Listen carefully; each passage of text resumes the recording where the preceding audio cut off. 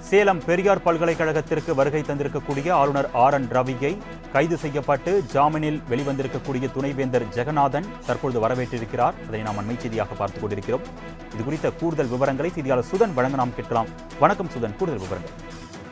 வணக்கம் அருணேஷ். சேலம் பெரியார் பல்கலைக்கழகத்தில் துணைவேந்தராக இருக்கக்கூடிய ஜெகநாதன் அண்மையில் பல்கலைக்கழக விதிகளை மீறி சட்டவிரோதமாக வர்த்தக ரீதியிலான தனியார் நிறுவனத்தை தொடங்கியதாக எழுந்த புகாரில் கைது செய்யப்பட்டு ஜாமீனில் விடுவிக்கப்பட்டார்.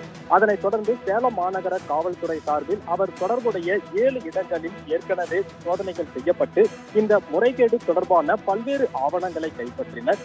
அதனைத் தொடர்ச்சியாக இன்றைய தினம் 2வது கட்டமாக பல்கலைக்கழக வளாகத்தில் 6 இடங்களில் போலீசார் காலை முதலே சோதனையானது நடத்தி வருகின்றனர். இதற்கிடையே தற்போது பல்கலைக்கழக வளாகத்தில் இருக்கக்கூடிய கூட்ட அரங்கில் தற்போது ஆளுநர் தலைமையிலான ஒரு ஆய்வுக் கூட்டமானது நடத்தப்பட்டு வருகிறது.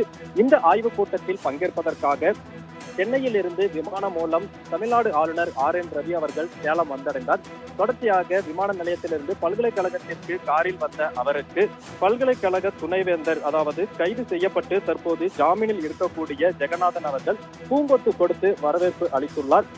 அதனைத் தொடர்ந்து தற்போது நடைபெறக்கூடிய இந்த கூட்டத்தில் 27 துறை தலைவர்கள் பங்கேற்றிருக்கிறார்கள். மேலும் இந்த கூட்டத்தில் துணைவேந்தரும் பங்கேற்க இருப்பதாகவும் தகவல் தெரிய வந்திருக்கிறது. அதாவது தற்போது ஜாமீனில் இருக்கக்கூடிய ஜெகநாதனுக்கு எதிராக அவர் மீது புகார் அளித்த வழக்கறிஞர் மற்றும் இந்த மாநகர காவல்துறை சார்பில் சென்னை உயர்நீதிமன்றத்தில் மனு தாக்கல் செய்திருந்தனர்.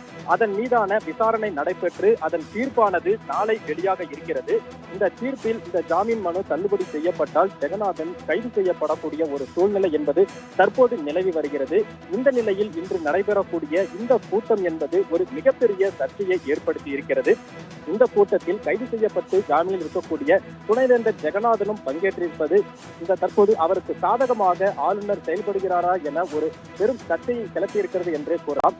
இந்த நிலையில் இந்த கூட்டத்திற்கு பங்கேற்க வருகை தந்த ஆளுநரை எதிர்த்து பல்வேறு மாணவர் அமைப்பினர் பல்கலைக்கழகத்திற்கு எதிரே ஒரு கருப்பு கொடி ஏந்தி ஒரு மாபெரும் போராட்டத்தில் ஈடுபட்டனர்.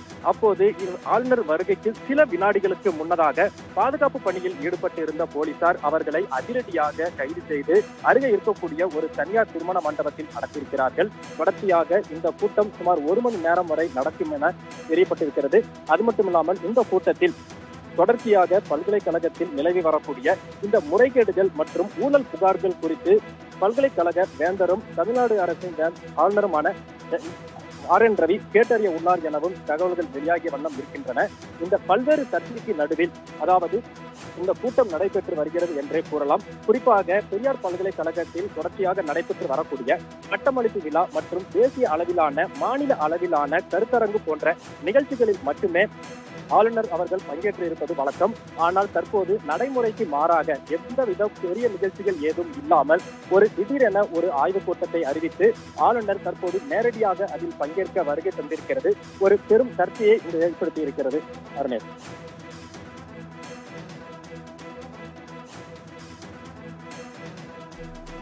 சுதன், துணைவேந்தர் ஜெகநாதன் மீதான முறைகேடு புகார் தொடர்பாக விளக்கம் கேட்பது மட்டுமல்லாமல் ஆளுநர் தரப்புல ஏதேனும் குழு அமைத்து விசாரணை நடத்தப்படுறதுக்கு ஏதேனும் வாய்ப்பு இருக்கா? நிச்சயமாக அருணேஷ். அதாவது ஏற்கனவே முறைகேடு புகாரில் ஜெகநாதன் அவர்கள் கைது செய்யப்பட்டதை தொடர்ந்து அவரை உடனடியாக சஸ்பெண்ட் செய்து துறை ரீதியான நடவடிக்கை மேற்கொள்ள வேண்டும் என பல்வேறு தரப்பினரும் தமிழ்நாடு அரசுக்கு தொடர்ச்சியாக கோரிக்கைகளை முன்வைத்து வந்தனர். ஆனால் இது தொடர்பாக நடவடிக்கை எடுக்க வேண்டிய பல்கலைக்கழக வேந்தரும் தமிழ்நாடு ஆளுநருமான RN ரவி அவர்கள் இது தொடர்பாக எந்த ஒரு அறிவிப்பும் வெளியிடாமல் இருந்து வந்தார். இதன் காரணமாக ஆளுநர் ரவிக்கு எதிராக பல்வேறு போராட்டங்களும் தொடர்ச்சியாக நடத்தப்பட்டு வந்தன. பல்வேறு அரசியல் கட்சி தலைவர்களும் பல்கலைக்கழகத்தில் இருக்கக்கூடிய பேராசிரியர்கள் சங்கங்கள் சார்பிலும் தொடர்ச்சியாக அவருக்கு கோரிக்கைகள் வைத்த வண்ணமே இருந்து வந்தனர்.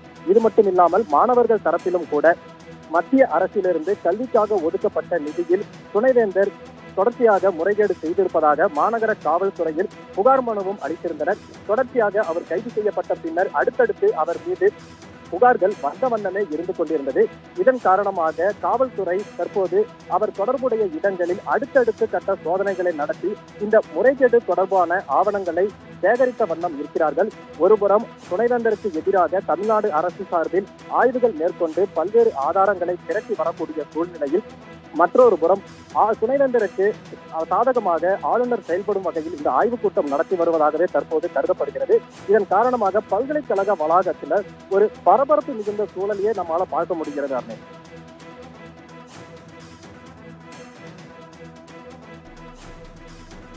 விரிவான விளக்கங்களுக்கு நன்றி சுதன்.